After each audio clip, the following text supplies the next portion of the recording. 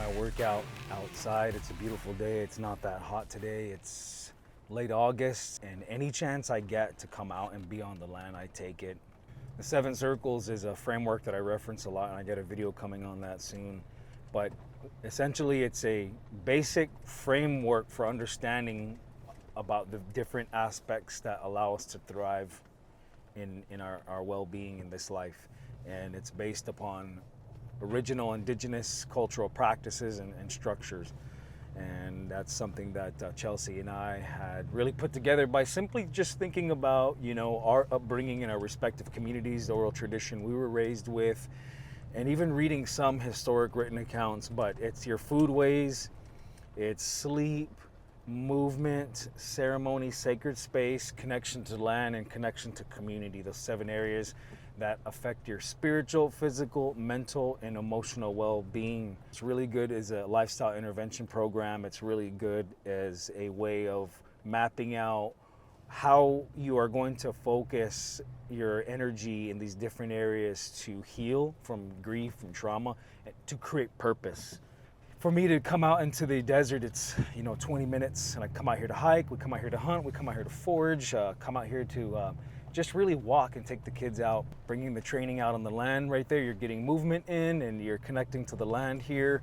And you are also, if you have a certain mindset, such as the reason why you're training for longevity, you're training for gratitude for this physical life. It's a celebration. Movement is, if you're incorporating that within the workout, then you're bringing that spiritual component, that ceremonial component to it. And if you're doing that with your relatives, your loved ones, or your family, your friends, your support network, co-workers, then you're incorporating that community aspect. So right now with this workout, I'm coming outside, and I don't really know what I'm gonna do, right? I just know I'm gonna do some movement. I'm gonna train. I have my bow, I got my pistol, and the reason why I like doing things like shooting my bow or shooting my rifle or pistol, it's about focusing, right? It's about zeroing in and focusing, and you are visualizing an outcome. And with aiming, getting a target in your sights and firing or releasing an arrow, you see how much your focus and your technique has resulted in something. And when you shoot, rifle or pistol or bows, you gotta relax. You have tension in certain areas of your body, but you also have to relax. And so it's a really interesting mix of technique and mental focus that I really appreciate, and it helps me to kind of I take that and I translate that, and I extrapolate what I learned from that, and I apply that to my other aspects in my life here. So I like this Minuteman case because it locks in with this grid pattern on the top of the decked drawer system. Really cool. So it stays put if you can't put it in the drawer. I got stuff in the drawer, usually I put it in there.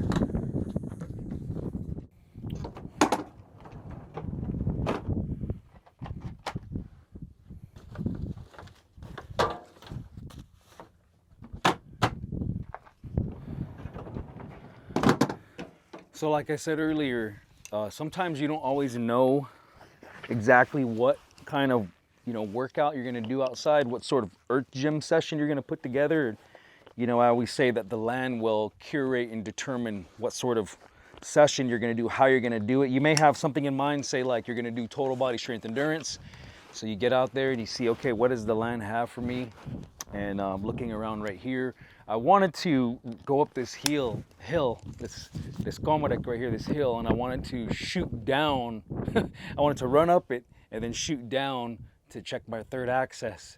But looking at this now, I don't know if I want to carry this target all the way around. That's a workout in itself. So I'm thinking for time purposes. But so what I'll probably do is that, there's a lot of lava rocks right here. So yeah, once again, you're utilizing what's around, what's available. So I'm going to do a goblet squat with one of these lava rocks. So it's really lower body focus going into upper body movement and being able to zero in and focus. So going to come over here and do some goblet squats. We're going for strength endurance, so probably like 15 to 20, 25 reps. And then I'm gonna set the target up amongst these cactus right here to emulate a real life scenario, right? Like when you're out hunting, you almost never get a clear lane, right, to shoot at. It's like you get a small window to shoot. And so that's what I want to sort of practice right here. I'm just giving you an example of how I, utilize our gym, how I incorporate archery in that, and just to give you some ideas. I'm going to warm up first and set this target up about 45 yards. Make sure my sight is good.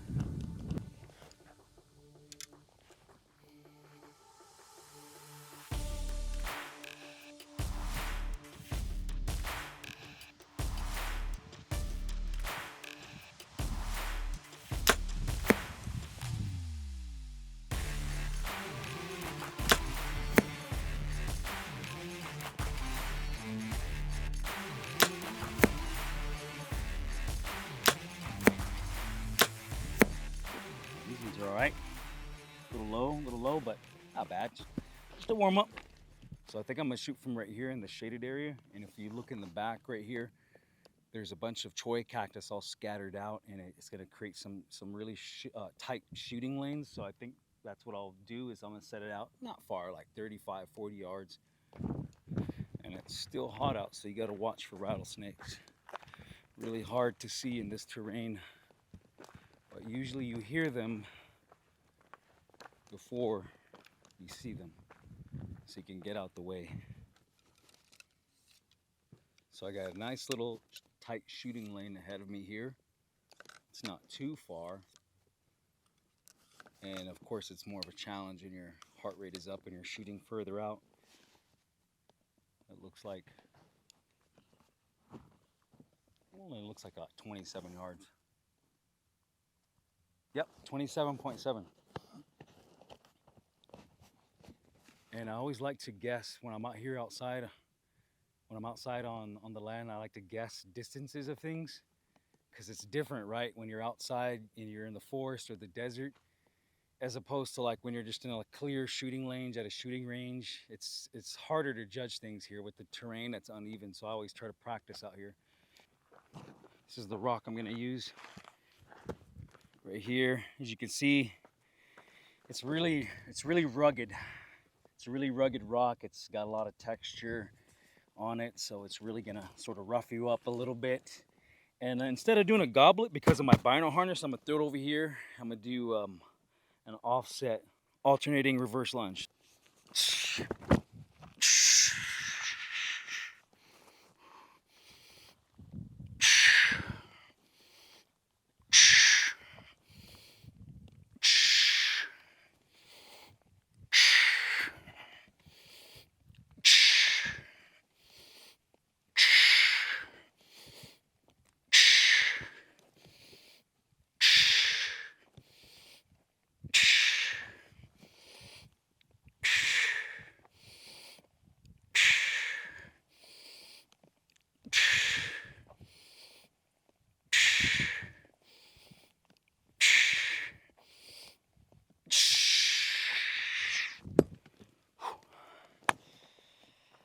It's tough because the floor is uneven, and that's the whole point.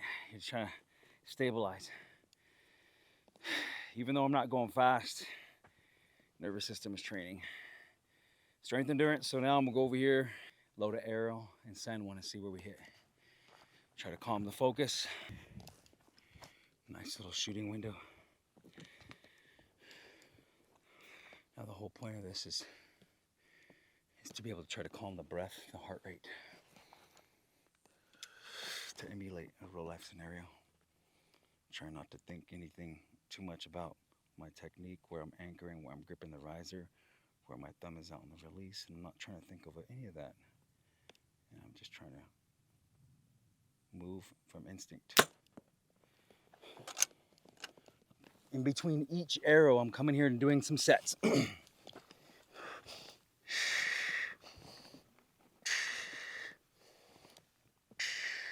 And the way I'm breathing for this is in my nose.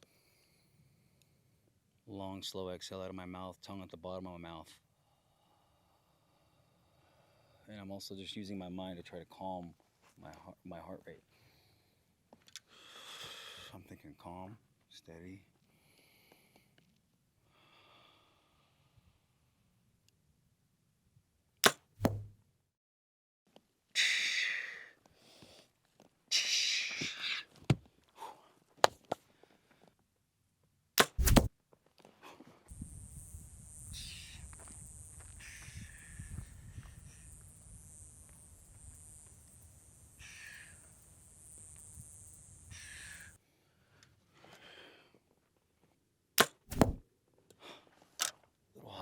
grouping was almost tight all the way. It's pretty tight, but I thought it could be tighter at 27 yards. Anyways, let's go take a look. Kind of all over the place. This one was off. Like I said before, it could make a difference when you're, aiming at an animal's vitals. Could be a big difference between a nice vital shot, maybe a liver shot. I don't know, but anyways, it's just all for fun. It's all for a challenge. To kind of see how you're doing and these unusual terrains and emulating real life scenarios, and that's what hybrid earth gym training is all about. I used a low body movement right there because you know how sometimes when you're hiking along or stalking, or maybe you're sitting for a lot of hours, on a stalk, and you're using a lot of lower body. So it's really also too when you're hiking to your glassing point, when you're hiking in to close the distance, sometimes you got to go up over hills, and it's a lower body. So that's the idea behind a low body movement, using the rock as resistance.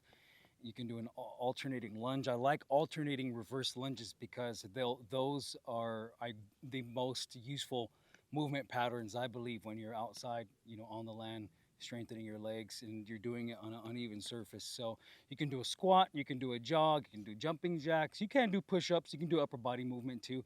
Just know that it's going to challenge you a little bit more in your fatigue, and you don't want to train fatigued a lot, right, and develop bad habits. So that's what that's about right there. But but like I said, this type of training is also really just for fun. It's really to switch up your usual training, to get out of the gym, to get out of the shooting range, and change it up. Bring some excitement into it, challenge the nervous system, create a new novel experience in your workout. So that way you're also getting your overall connection to land. You're getting your overall spiritual connection to land, to the outdoors, and you're learning to endure the grit. You're building grit, and you're building grit to endure the outdoors. Like right now, it's the high today is going to be 104. Right now, it's 97. Arizona, that's how it is. Arizona, late August, is still hot here, and we had some nice rain last night. We had some beautiful clouds this morning. Came outside, and it was overcast and a little cool and a little humid, and smelled like rain. It was beautiful. So right now it should be hotter. It should be hotter, but it's not. So that's why I decided to come out here. So you got to endure the terrain, endure the elements, and that's how it is, right? When you're out hunting, or when you're out, doing anything that requires, you being on the land and encountering real life scenarios. That's what you got to do, is train your grit. And I believe that when you train your grit, you make yourself uncomfortable, and you be okay with being a little uncomfortable. You learn lessons that translate to other aspects of your life. I always think about that. So when you're going through adversity, and any sort of mental, emotional, spiritual adversity in your everyday life, in your relationship, your social life, your workspace, your school space, you learn grit. I have the mental and emotional grit to overcome the adversity that I'm currently experiencing. It's telling yourself that because you train it.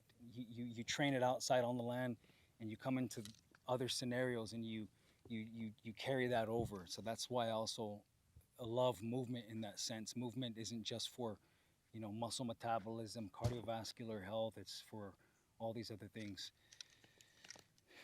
Keep your fire strong.